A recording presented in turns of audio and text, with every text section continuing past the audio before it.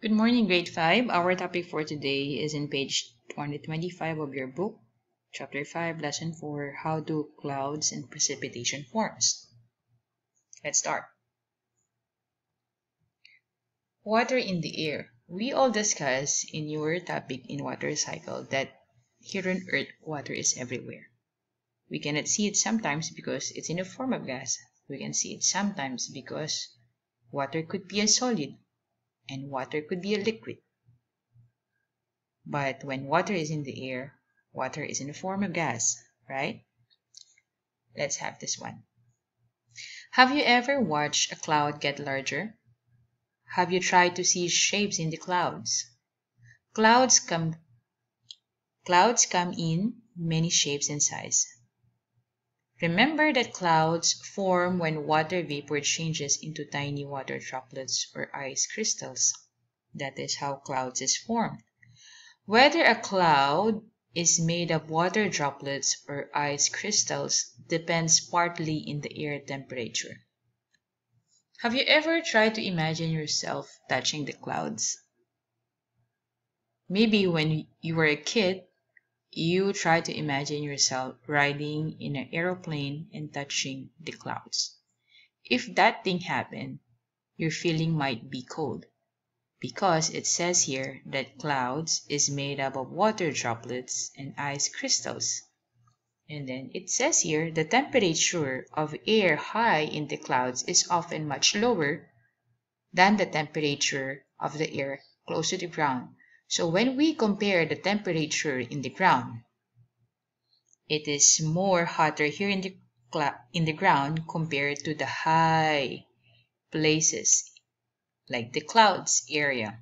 So your feeling might be freezing cold. Now, it says here, heavy rain storms can happen when there is a large amount of water in the air. I will discuss that one later in the types of clouds. But let's go here in question number 1. Identify what are the clouds made of. Cloud is made up of water droplets or ice crystals. Number 2, write about it. Use what you know about water on Earth. Tell why clouds are important. The possible answer, again, you could try to answer on your own. Clouds are part of water cycle. Clouds move water to other places on Earth. Remember the water cycle? When the water turns into gas, that is water vapor. And then when that gas or water vapor forms a liquid, which is condensation, clouds is forming. Okay? Now, let's discuss the type of precipitation. You may be surprised to learn that most rain in the United States starts as snow. Let's see why. The temperature of the air high above the ground is often below 0 degrees Celsius, meaning it is really cold, it's negative, it's freezing cold. Clouds of ice crystals form in the cold air. The ice crystals grow larger until they start to fall as snowflakes. I will explain that one in this picture. Imagine this is the clouds. And then remember that clouds have water droplets or ice crystals. The type of precipitation is this one: snow, sleet, freezing rain, and then the other one is hail.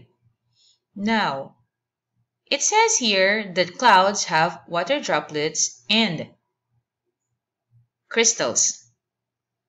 But why the pouring here in the ground is different? Why in other places the pouring of precipitation is snow, and why in the other place is water, like a rain? It all depends in the temperature in this area. If the temperature never changed, no melting has occurred. That's why snow is pouring in this area. But if there's a changes, do you see the red part here, girls? This red part shows a warm air. is moving in this area. If warm air visited this area, then there are some changes in the pouring of precipitation. If in this area it is still cold and then we have warm air here, there are some changes. So that ice crystals melts and then it could pour out into sleet. Sleet is a snow melts and refreezes before reaching the surface. So it melts in this part because we have a warm air here, but in this blue part, you have a cool air. That's why it freezes again. So that will become a sleet. I will repeat. The clouds pours out here snow, but since in this area warm air is here, it started to melt. But in this area, the blue area, is a cool air again. That's why that melted water refreezes again. And then that's the time we call it sleet. Now, this section. Remember, this area is a warm air. So when you have the snow here, because it's cold in this part, in blue part, and then when it passes these warm places, it melted, right?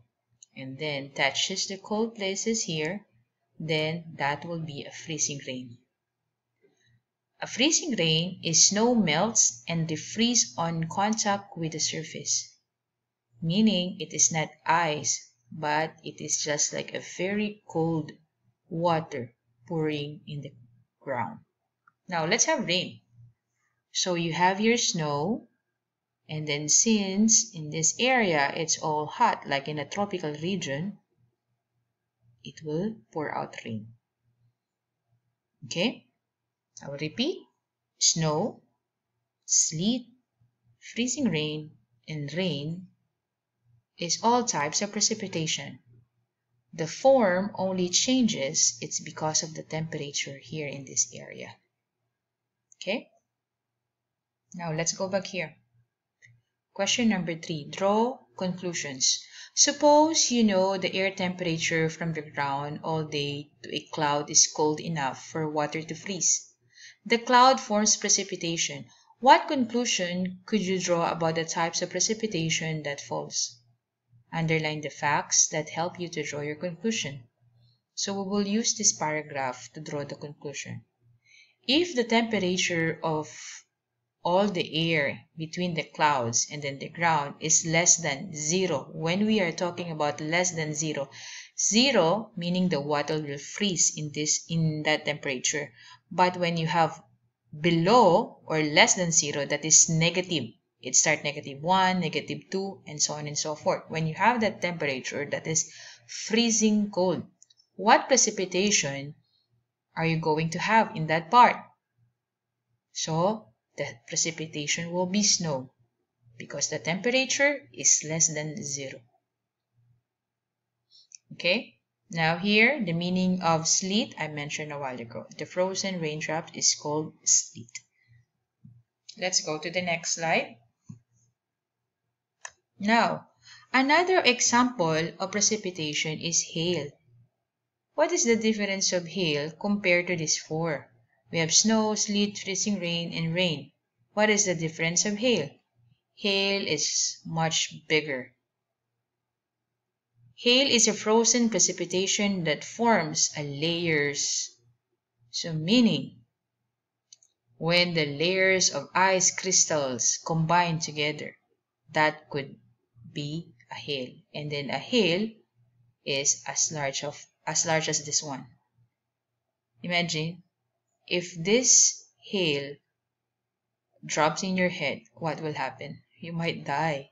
Actually, in many cases in United States, when they have hailstorm, it could break glasses, windshields, windows. At the same time, it could kill people. Imagine this size.